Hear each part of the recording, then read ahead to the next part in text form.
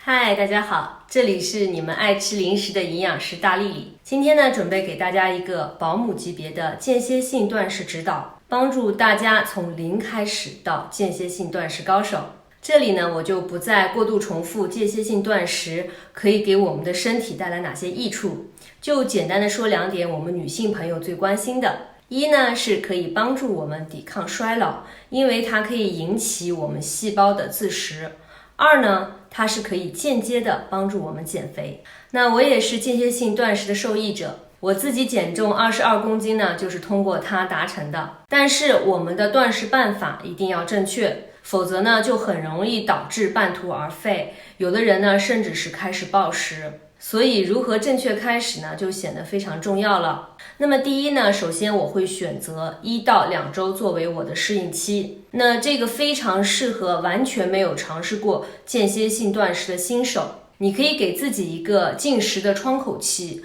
那在窗口期内呢进食，其余的时间呢则不吃任何东西。最简单容易开始的时间段呢是12个小时，比如你可以根据你自己的实际情况选择早7点到晚7点，或者早9点到晚9点等等。那你也可以根据你的实际情况呢来调整进食和断食的窗口。进食期间呢你就正常吃饭，但是不要因为之后的断食而补偿式的吃得过多哦。那么在断食窗口内呢，就不要再吃任何含有卡路里的东西了。那么包含一切含有卡路里的饮料，比如带奶的咖啡、带糖的饮料或者果汁等等。在这2周中呢，你的身体会慢慢适应轻微的饥饿感。很多时候呢，那并不是真的饥饿，而是长期以来呢，我们的身体对食物严重依赖上瘾导致的。特别是爱吃甜食或者是碳水化合物的习惯，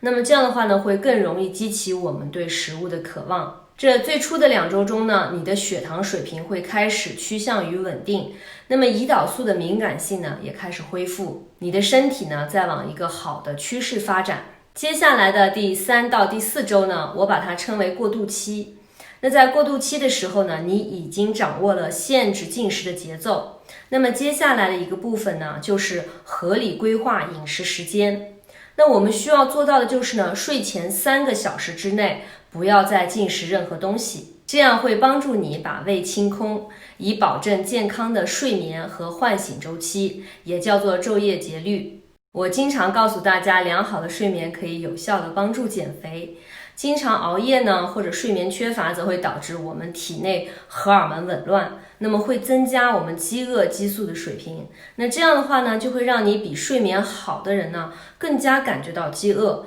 然后总是想要吃东西。而且如果我们睡前如果吃的很多东西的话呢，我们的肝脏、肠道还有脂肪细胞呢，就会变得很兴奋。身体呢也会更加积极的将食物变成脂肪储存起来。所以呢，在这里我建议睡前3到4个小时停止进食，给我们的肠胃呢充足的时间去消化和清空。这样夜间你睡觉的时候，你的身体呢也更有可能去拿脂肪去燃烧给身体供能，而不是去使用你睡前吃进去的食物当能量。那第3呢，就是到了第5和第6周的时候，那如果前面的4周你都有按照我说的2点执行的话呢，那你的身体这个时候应该已经极好的适应了这种全新的饮食方式，而不是随时随地都想着吃。那这个时候我们就可以尝试的把进食的窗口缩短到8到10个小时，也就是我常提到的168间歇性断食，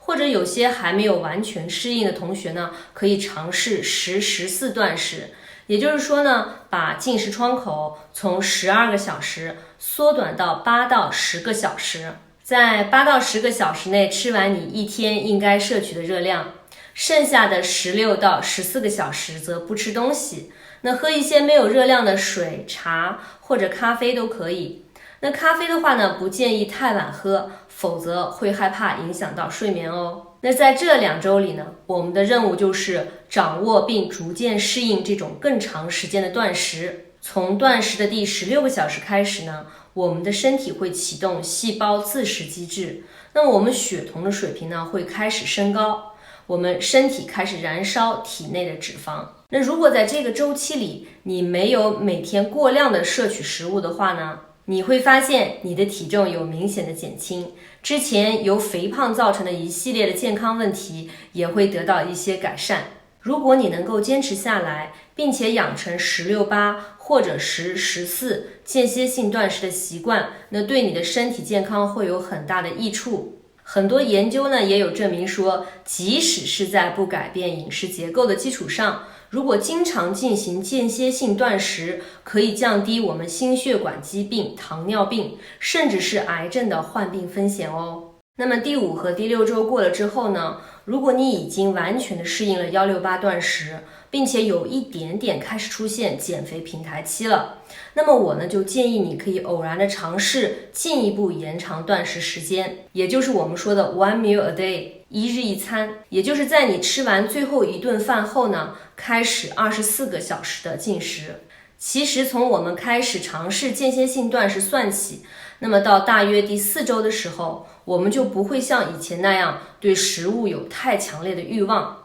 那么到了大约2个月的时候呢，基本就可以很好的感知和控制自己的饥饿感了。所以最难熬的其实是刚开始的2周，因为你的身体呢要学会去适应一个新的饮食节奏。那一日一餐呢，也并非是所有朋友都要去试的，而是当你有减肥卡关，或者是你前一天吃的特别多的时候呢，你就可以使用它。你可以选择3餐的任何一餐呢，作为你主要的一餐。那在这一餐中呢，你要摄取足够你当日所需要的热量，而且呢，要保证你吃的食物是健康的，而不是一堆的垃圾食品。那在这一餐里呢，最好有你体重1到2倍的蛋白质来源，那么大约占热量30%的优质碳水化合物来源。那么最后的部分呢，就可以给优质的油脂了。那这个比例呢，是根据我常年使用得出的具有实战经验的比例。那如果有杠精要质疑，那我也没有办法哈。